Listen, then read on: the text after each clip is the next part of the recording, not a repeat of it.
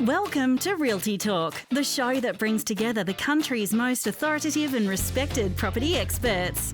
Follow us on all the socials and subscribe for updates and exclusive offers. Realty Talk is powered by realty.com.au, connecting buyers, sellers and agents differently.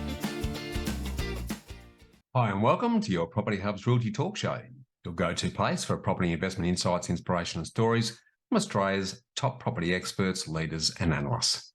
I'm Bushy Martin from Know How Property Finance, and with this week's 12th interest rate rise in as many months, the program revolves around the impacts and opportunities.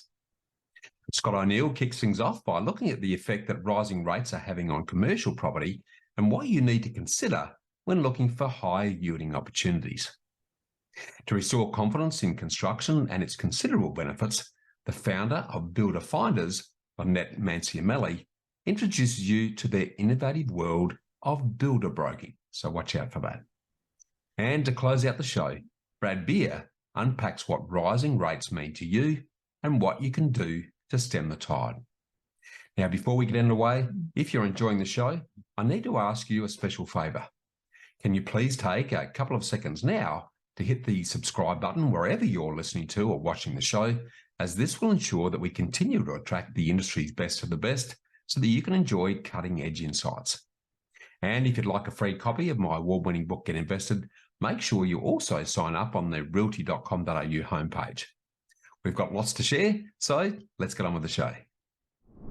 Successful property investment is a game of finance. Do you have the right team and the right game plan? Realty Talk is brought to you by Know How Property. More than mortgage brokers, Bushy Martin and his team of investment architects set you up with a sustainable strategy structured to lower your costs, tax, risk and stress while increasing your capacity for growth. Know How has helped over 1,900 homeowners and investors secure more than $800 million in property wealth. So get set to live more, work less, and live your legacy. Want to know how to invest in your freedom? Visit knowhowproperty.com.au. The current rising interest rate environment is a challenging time to invest in commercial property, as it's difficult to maximise and maintain yields in a constantly changing environment where borrowing costs are high and property values are softening and in some places decreasing. So it's never been more important to carefully consider your investment strategy and understand the potential risks and rewards. So what do you need to consider when looking for higher yielding opportunities with long-term growth in times of rising interest rates? Well, to assist you with this, we're joined by Realty Talk regular Scott O'Neill, who's the co-founder and director of Rethink Investing, Australia's #1 buyers agency for commercial property investors. So welcome back to the show, Scott. Thanks, Bushy. Good to be back. Absolutely. Well, another good topic to dive into today. And I guess just to kick things off, can you give us a quick dot point summary of the key commercial property considerations? Look, right now you do need a good yield. So high level, probably 6% net or better, just based on the current interest rates.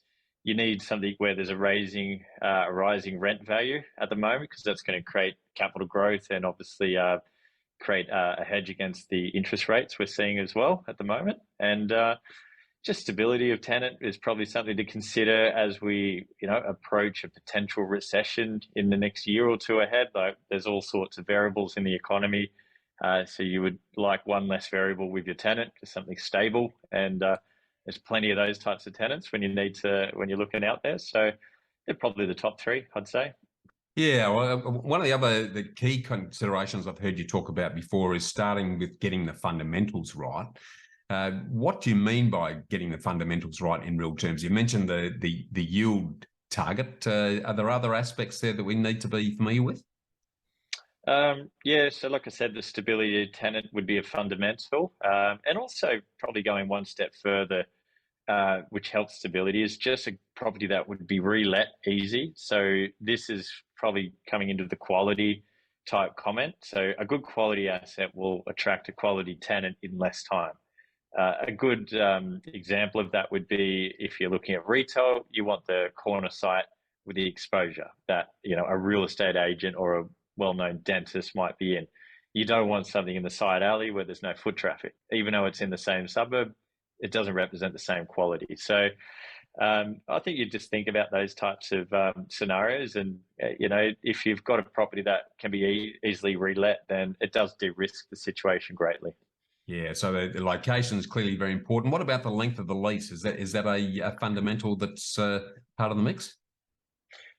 Personally, I'm not super driven by the length of the lease. This is something that you generally will pay more for. So if you want a 15-year lease, there's a premium for that asset because people will be more attracted the longer leases at play.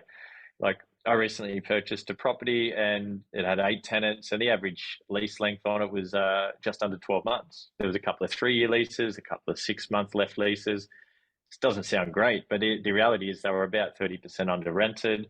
And I know the tenants were all pretty keen to stay. And if they're not, it's a 1% vacancy rate market. So no stress there. So yeah, you wouldn't want a long lease in that case because you'll be paying too much for it and the value add opportunities will come back with it. So I guess horses for courses, there's obviously benefits to long leases. It can help with lending. It de-risks it if you are buying a property that might not find a tenant easily. But yeah, look, I think you've got to mix things, down the middle. You don't want something that's too short and you don't want something that's too long.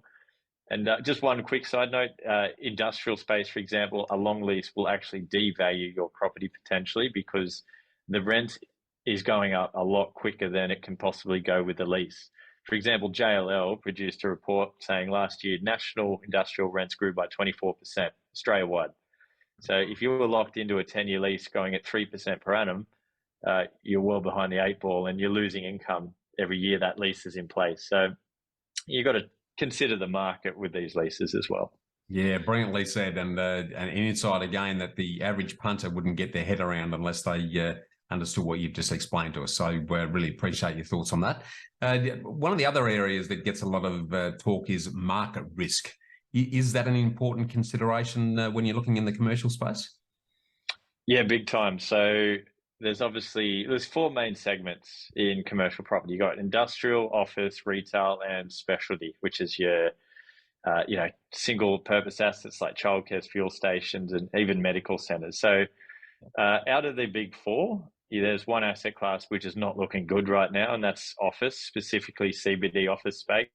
So you need to consider the market in that example because vacancy rates, they're still almost double what they were pre-COVID. Sydney, as an example, was 7% pre-COVID. It's around 12%, around that figure. So they're pretty big numbers in terms of vacancy rate. And what that means for the everyday punter is if you bought into that scenario, you're not going to get much rent growth because the tenants have variety. They can negotiate against you. They're not going to sign big, long leases because they're going to be incentivized to go elsewhere.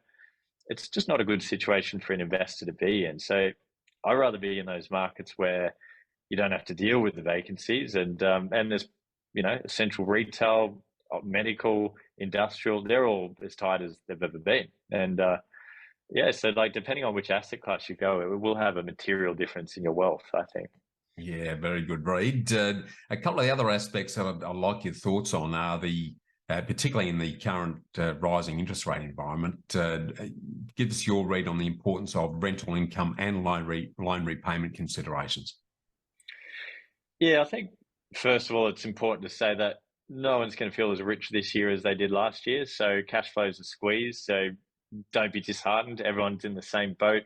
Yeah. You've got to take a long-term approach with interest rates, and we're kind of at the what I would have thought as a long-term average now, or closer to. It's probably still under, but we're looking at rates that this is where they probably should have been for if there wasn't a GFC in the place. So if anyone that was kind of banking on 2% interest rates were living in a fool's paradise, and I guess the real thing that higher inflation does is it makes rents grow. It makes building harder. Supply is going to get constrained. So the rental markets will get tightened in a high inflation market. Yep. That will create more long-term wealth than the lost cash flow any day of the week. And to sort of, if you think about what's happening with the rents growing as quick as they are in residential and commercial, that's going to have a lasting positive impact on your wealth, because if rates drop, which they will at some point, history shows the rents don't drop with it. So you're left with a higher interest rate and you've basically got a better cash flow at that point. But you've bought at a time, hopefully if you're buying in the last 12 months, you're getting a very good deal. That will be hard to replicate in future years. So yeah, I think there is benefit to going into a tighter cash flow situation, weathering the storm, and then when you come out the other end, there might be quite a large equity grab and positive cash flow from it. Love it. I love your read of the exercise and the opportunity that's arising from, mate. So I really, again, want to thank you for drawing our attention to these important considerations, Scott, and thanks again for your generous time on the show today. Thanks, Bushy. Appreciate it. Thanks, Scott. Well, as you've just heard, as a property investor, whether you're investing commercial or residential, economic conditions can change very quickly, as they've done over the last 12 months, and yields that were attractive may no longer be as profitable. So by investigating a variety of yield considerations, you can be more adaptable to changing market conditions. And if you need professional help with this in order to make better informed property decisions, reach out to Scott and the team at rethinkinvesting.com.au. Stay tuned for more on your Property Hub's trusted voice for all things property here on Realty Talk. Property deductions can save you thousands of dollars each year. To make sure you maximise deductions, you need to work with the most experienced quantity surveyor in the country. BMT Tax Depreciation is the leading specialist in the industry. They've completed over 700,000 tax deduction schedules for residential investment and commercial properties Australia-wide. BMT guarantee to find double your fee in the first full financial year deductions. Call BMT on 1300 728 726 today for an obligation-free quote. In recent times, it seems like a week doesn't pass without more bad news about problems in the construction industry, with costs and delivery times blowing out and, unfortunately, builders going bust. But building a property is still the best way for you to get the home that you want without compromise, or to secure a significantly tax-advantaged investment property with superior cash flow affordability, given the stamp duty savings and the depreciation benefits that are only enjoyed by new builds.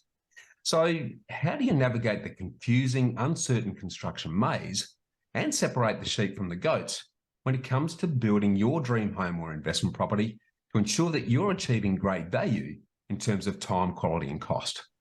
And how do you identify a good, reliable builder that will last a distance? Well, up until recently, you were pretty much on your own and at the mercy of the builders when it comes to selecting one.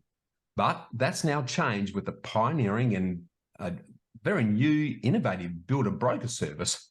And to unpack what it means and the benefits to you, we're joined by the co-founder of Builder Finders, Lynette Manciameli. So welcome to Realty Talk, Lynette.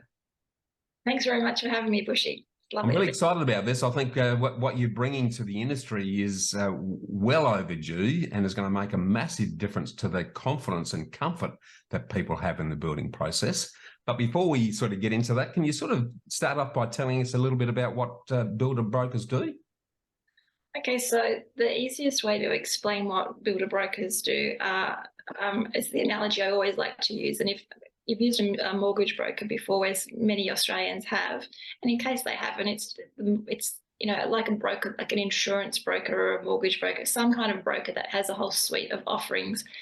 Builder broker is no different. So I'll go with the mortgage broker analysis. So you go to your bank, not your bank, don't go to the bank, go to the mortgage broker, and they've got a panel of lenders that they could link you up with. So a builder broker is much the same. I have a panel of builders that I've researched, reference checked, and gone through a due diligence process, sort of checking them all out. And then I will match the client's needs with what the builder does, basically. So if I have a client that's looking for a renovation, I'll look for a builder on that panel that has an appetite for the type of work that the client's wanting to do. And basically, almost like a matchmaking service, putting the right people together. But from that sort of preset panel that is already existing within the business. Yeah, I love it. I think it's an awesome and very timely innovation given what's happening in the industry. But tell us, why did you start Builder Finders then, and how did it come about? Okay, so I started the company with my husband, John. John's also a mortgage broker, so hence where that came from. And they were about 17 years into the business when the Royal Commission into Banking started, and it really shook that industry. And the way forward during that period of time was a little bit sketchy. It wasn't quite sure whether mortgage brokers were going to survive as an industry going forward. Luckily, it did. Everything's fine. However, that made us think, right, well, what can we pivot and what can we do a little bit differently to diversify the business offerings that we have? So I sort of was the spearhead behind Builder Finders because I come from a construction family. So I'm not a builder or an engineer or anything. I don't have any qualification in that space. But what I do understand, is very firmly how a broker model works.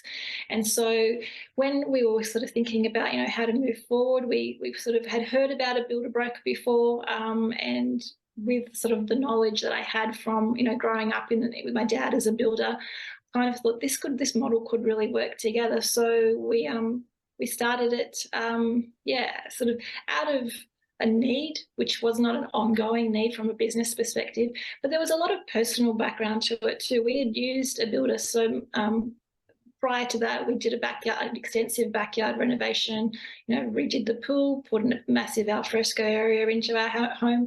And at this point in time, my dad he's now retired. He's quite elderly now, but growing up, he did everything for me. I never had to go and source a builder. And I found myself in a place of need of actually needing to find a builder. And you sit there sort of scratching your head going, well, who do I trust? Where do I go? What do I do? So I actually went with a builder that had done the renovation at the home next door and also across the road. I thought if two neighbours had, been satisfied with his work, I'd give it a crack. And it was not a great experience. The result was good, but the journey was horrific. And you're spending months at a time with a builder, particularly if you're doing a new home. You're going to spend a good year with this person. And I walked away thinking, the whole bottom line for me with creating Builder Finders was there's got to be a better way to find a builder. So you don't have dad. You don't have any contacts in construction. Like a lot of people have friends that are tradies that can give them a referral to this or that, a plumber or an electrician. But where do you go for someone to holistically oversee the entire build if you have no contacts? So yeah, it was very much that bottom line was there's got to be a better way. And so for all those varying reasons, Builder Finders was commenced. Yeah, brilliant. As I've said, I think it's a very timely and hugely advantageous offering for people who aren't familiar with the building process. And there is a lot to it, as you and I both know, given our histories in the industry. But I guess the obvious question, Lynette, is why would clients use your service rather than going directly to a builder then? Well, how do they know who they can trust to start with?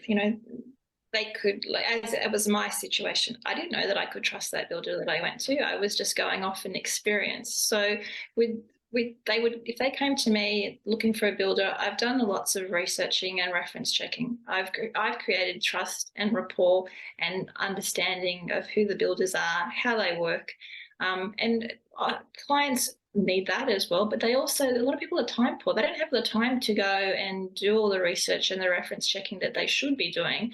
It's not really sufficient enough to just go, I like what that builder is building down the street, that looks good. But there's a lot that goes into the situation, and assessing who to go to and how the whole process is going to work out for you. So time poor people that really just don't know where to start, and just everybody, how do you know who to trust? So there's some of the reasons I think, why you would, some of many of the reasons that you would use a builder broker for. Makes a lot of sense. So moving on from there, then, how do you save clients time and money in the process?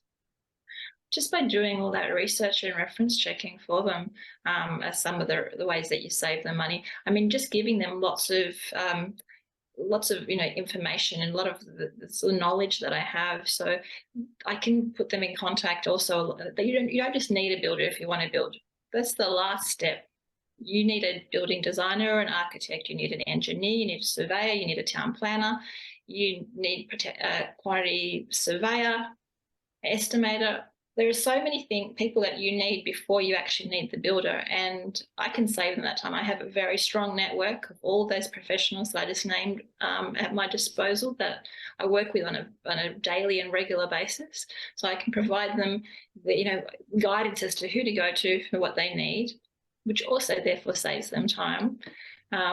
And then other things like we use a scope of works that we refer our clients to. It's an online tool, and basically it helps them work out everything that they want in the build, and it saves them money. So they're giving as much fine detail to the builder about what they want in their build. And basically, if you're not doing that, the builder has to guess.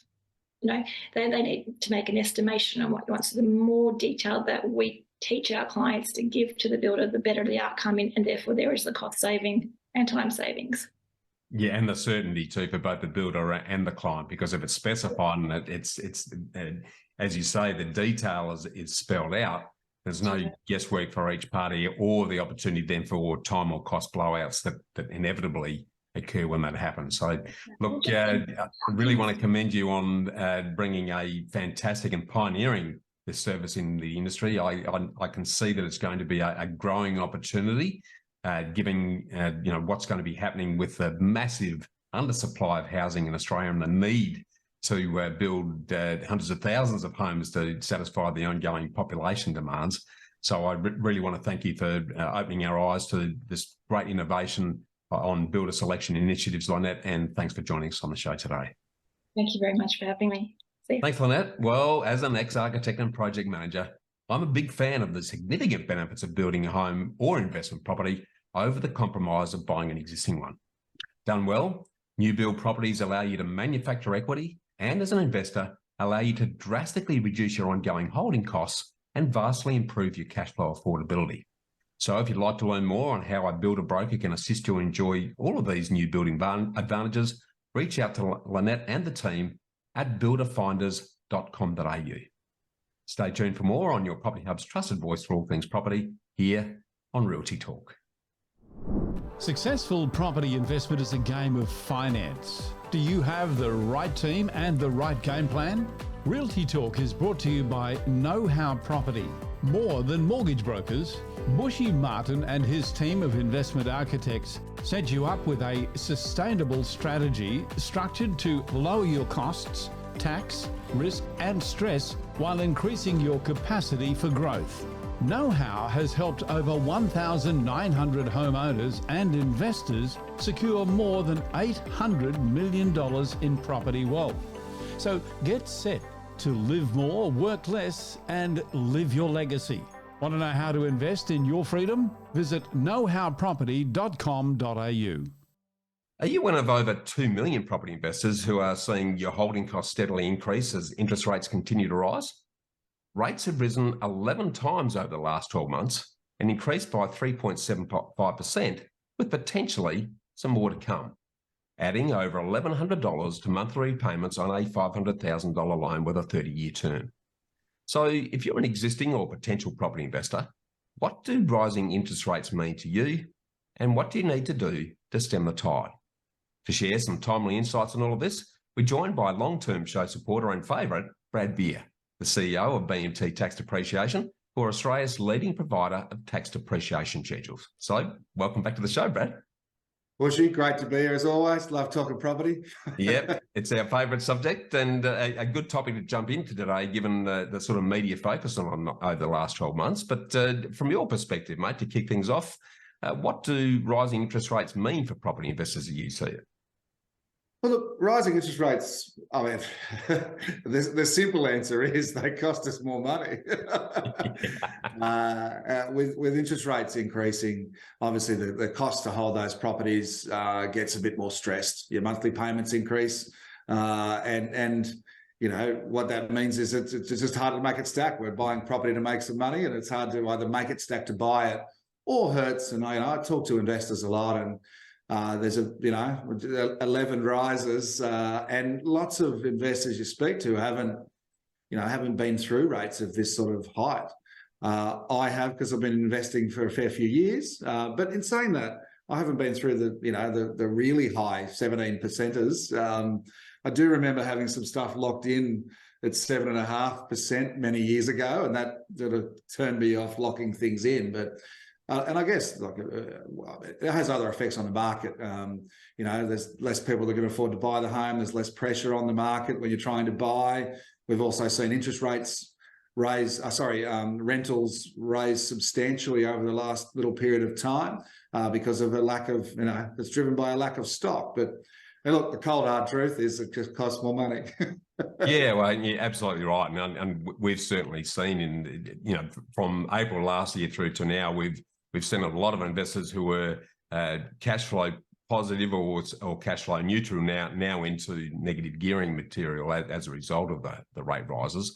So it's certainly having an impact on the ongoing holding cost. And as of course you would know, as rates rise, the buying capacity drops, so your purchasing power reduces, and of course the flow on there as you start to see some softening of prices for properties that don't have other things going for them. So it's certainly an interesting environment. But I guess the killer question is how can investors relieve the financial stress of rising interest rates then, Brad? Well, look, there's a few things you can do to try to, the difficult thing is the monthly cost at the higher interest rates is tough. So is there a question around paying some interest only instead of principal and interest to reduce the cost to get through the tough times? The concept of adjusting your tax throughout the year, doing the PAYE certificate so that you don't you can get less tax taken out on a monthly or fortnightly basis from your salary income, which your accountant can help you with, to just have that cash flow to suffice or to pay those payments on the way through the year. But I think obviously the most important one, Bushy, or sometimes I guess the often missed thing is we see 70 or 80% of investors not maximising their depreciation deductions. Now, you need income in order to take advantage of these. It is my space. It is what we do. But it's the second biggest deduction you get. The average first year out of our reports last year was nearly $10,000. Now, if you haven't done that properly, then, and when interest rates are low and it's not costing that much money, it's easy to pass over things that mean dollars. And in these times that it get a bit harder, we often do okay, because people go, I need to find all my money because I need to pay for these things. And you can use that depreciation number to help with your PAYE through the year, because you can have your tax adjusted based on including that depreciation number, which is non-cash deduction and makes a pretty big difference. And I think, that's probably the like everything else, try to minimize it and get through. But that depreciation, just whatever you're making income, gives and gives each year and can make a pretty big difference to the cash flow if you adjust on the way through. Absolutely. I know from the know-how perspective, Brad, we do it consistently anyway, but more so particularly over the last year with rates increasing, we're actually getting investor clients to make sure they get a quantity surveyor prepared depreciation schedule, and then working with their accountant to do that PAYG withholding tax variation. And in really simple terms, let's say there's 10 grand's worth of claimable deductions in the year on the particular property.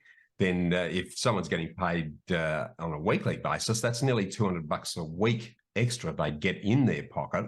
That smooths that cash flow, makes it easier to hold, and sort of minimises the pain for people that are holding onto properties long term. So that's certainly something that some people sort of vaguely know a little bit about, but very few get around to doing it. So I'd certainly encourage everyone listening and watching the show to take advantage of that now. If you don't have a depreciation schedule, reach out to BMT and get that done immediately, and then use that in conjunction with your accountant, the tax office and your HR department to get that PAYG withholding tax variation done. And that will certainly have a meaningful impact on minimising the pain of rising rates. So, mate, as always, I want to thank you for your very timely observations and suggestions, Brad, and thanks for joining us on the show again today. Thanks, Bushy. Always a pleasure. Thank you. Thanks, mate. Well, as you've just heard, it's not all doom and gloom when it comes to rising interest rates for investors. So if you'd like to know more about how you can relieve the financial stress of rising interest rates using depreciation to assist you in that, reach out to Brad and the BMT Tax Depreciation team at bmtqs.com.au.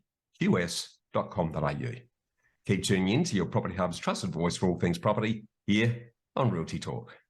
Well, that brings us to the close of this week's show. Another big thanks to our guests Scott O'Neill, Lynette Manciameli and Brad Beer. And before we go, make sure you don't miss another episode of your trusted voice for all things property by subscribing to the Property Hub now on your favourite podcast player or wherever you're listening to or watching the show, where you'll also enjoy the Get Invested podcast delivered to you each and every week. Thanks again to realty.com.au, BMT Tax Depreciation, Apiro Marketing, DM Media and Southern Cross Oz Stereo for their ongoing support. I'm Bushy Martin from Know How Property Finance, and along with Kevin Turner and the entire Property Hub Realty Talk team, please remember not to be afraid to give up the good in order to go for the great. That's more food for thought, and we look forward to seeing you again next week. Miss something in this week's show or want to catch up on past shows? Do it anytime at realty.com.au, where we connect buyers, sellers and agents differently.